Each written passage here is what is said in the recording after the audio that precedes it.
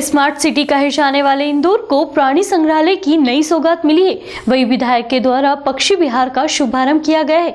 बता दें कि पक्षी विहार में 400 से भी ज्यादा अधिक पक्षी देखने को मिलेंगे। वही प्राणी संग्रहालय को भी बैटरी कार की सौगात मिल चुकी है। निगम आयुक्त ने कहा कि मध्य प्रदेश में पहली बार है कि इस तरह का पक्षी विहार बनाया गया है। इस पक्षी विहार में 400 से ज्यादा अधिक पक्षी हैं।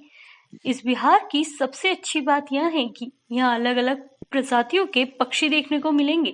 इसमें दो तरीके की चीज़ें जो आज माननीय सांसद महोदय और विधायक महोदय की उपस्थिति में स्टार्ट किए गए हैं। इनमें जो एवेरी है, इसमें लगभग 400 प्रकार के एग्जॉटिक बर्ड्स रखे गए हैं और ये अपने तरीके की हार्डली जूज़ में ऐसी एवेरी देखने को मिलती हैं।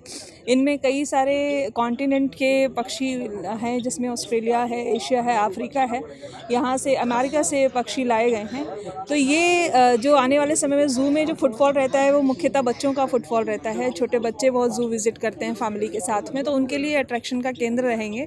और ये जो जितने भी एग्जॉटिक बर्ड्स हैं, ये बहुत फैमिलियर बर्ड्स हैं। ये आपके हाथ पे आ जाती हैं, आप उन्हें अगर फीड करते हैं तो वो लेकर खाते हैं। तो इस तरीके का जो एक्सपीरियंस है वो ज़ू में लोगों का अट्रैक्शन भी बढ़ाएगा और ज़ू की एक अलग तरीके का एक पैरामीटर भी सेट करेगा। साथ ही दूसरी तरफ जो ई रिक्शा स्टार्ट किया गया है, उसका उद्देश्य यही है कि जो लोग पैदल विज़िट नहीं करना चाहते या नहीं कर पाते हैं, तो उनके लिए ई रिक्शा स्टार्ट किया गया है, जो ज़ू का पूरा राउंड कराएगा लोगों को। इस तरीके के 8 से 10 रिक्शे हम लोग इंट्रोड्यूस करेंगे। आज से इसको स्टार्ट किया गया है और ये दोनों, सबसे अच्छी चीज़ ये है कि ये दोनों ही जो प्रोजेक्ट हैं उनमें नगर निगम का कोई इन्वेस्टमेंट नहीं है। दोनों ही पीपीपी मॉडल के प्रोजेक्ट हैं, जिनमें निगम को उल्टा प्रीमियम ही मिलेगा। तो इस तरीके की जो फैसिलिटीज़ हैं वो ज़ू का जो क्वालिटी है, वो देश भर के ज़ू हैं उनमें अपने ज़ू की क्वालिटी को इस्टेब्लिश करता है। मैम, पक्षी विहार को लेके क्या चार्ज तय किया गया है, क्योंकि यहाँ आने वाले लोग जो हैं वो उनको अलग से क्या इसके लिए शुल्क चुकाना होगा? जो पक्षी विहार का, चूँकि ये पीपीपी मॉडल पे बनाया गया है, पूरा इन्वेस्टमेंट रेड्डी जी ने किया हुआ है, जो यहाँ पर उपस्थित हैं। पूरा जो इंफ्रा है वो भी उन्होंने डेवलप किया है, जो पूरा पक्षी लाए हैं वो भी उन्होंने किया है। तो इसके ब्रेक इवन के लिए ज़रूरी है कि इसका टिकट, जिस तरीके से स्नेक हाउस का टिकट अलग से है, उस तरीके से इसका भी टिकट अलग से लगाया गया है, ताकि इसका जो पैसा है वो ब्रेक इवन में जा सके। इससे वो वापस निगम को रॉयल्टी भी दे रहे हैं। इसमें माननीय सांसद जी ने सुझाव रखा है कि इसकी जो भी टिकट राशि है उस पर भी हम लोग एक बार विचार करें, ताकि जो सभी वर्ग के लोग हैं वो इसका विजिट कर सकें और इसका लाभ ले सकें। वही सांसद शंकर लालवानी ने कहा कि शहरवासियों के लिए यह बहुत ही सौभाग्य का विषय है। साथ ही उन्होंने कहा कि बच्चों के लिए यह एक तोहफे की समान है। वर्षों के बाद ऐसे वर्ड सीखने को मिलेंगे।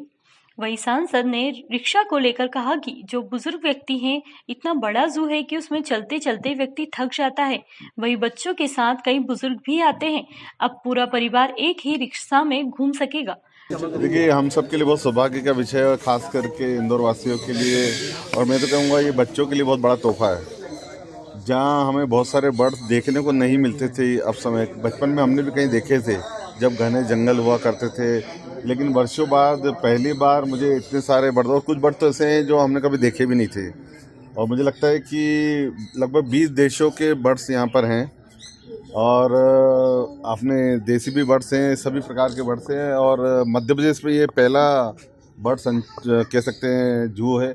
वैसे देश में 150 से ज़्यादा जू हैं और उन 150 से ज़्यादा जू में 3 ही जू में इस प्रकार की व्यवस्था है। हम तीसरे शहर हो गए देश में जो इस प्रकार पर। यहाँ का जो आप देखेंगे एटमॉस्फेयर, नेचुरल एटमॉस्फेयर और जो व्यवस्था की गई है, ऐसा लग रहा है कि हम जंगल में आ गए।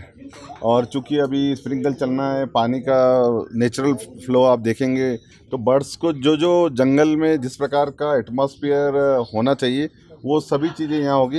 ये एक बहुत बड़ी उपलब्धि में मैं नगर निगम के सभी अधिकारियों को धन्यवाद देना चाहता हूँ कि उन्होंने इतनी अच्छी सौगात शहर को दी। अच्छा, लंबे समय से यहाँ पर बैटरी वाहन की जो है वो डिमांड थी। आज यहाँ पर ई वाहन शुरू भी किया गया है, इसको लेकर क्या कहेंगे? देखिए, किसी भी जू में पोल्यूशन नहीं होना चाहिए, हम सबको मालूम है। और बाकी सफारी में भी हमने देखी, बाकी शहरों में जो बड़े शहरों में जो सफारियां हैं उसमें भी बैटरी चलित वाहन चलते हैं। अब यहाँ भी क्या होता है, कभी कभी बच्चे छोटे आते हैं जो ज़्यादा, पूरा इतना बड़ा जू हो गया, इतना घूमने की थक जाते हैं, हमने भी देखा। और कुछ बड़े लोग, बूढ़े लोग भी आते हैं जो बच्चों को ले जाते हैं, नाना नानी दादा दादी आते हैं और वो भी ज़्यादा चल नहीं पाते हैं। तो एक अच्छी सुविधा है बैटरी की, और मुझे लगता है बैटरी में पोता भी बैठेगा, दादा भी बैठेंगे नाती भी बैठेगा, नाना भी बैठेगा, नानी भी बैठेगी, तो एक अच्छी सुविधा है और मुझे लगता है वो पूरा आनंद सब लोग लेंगे।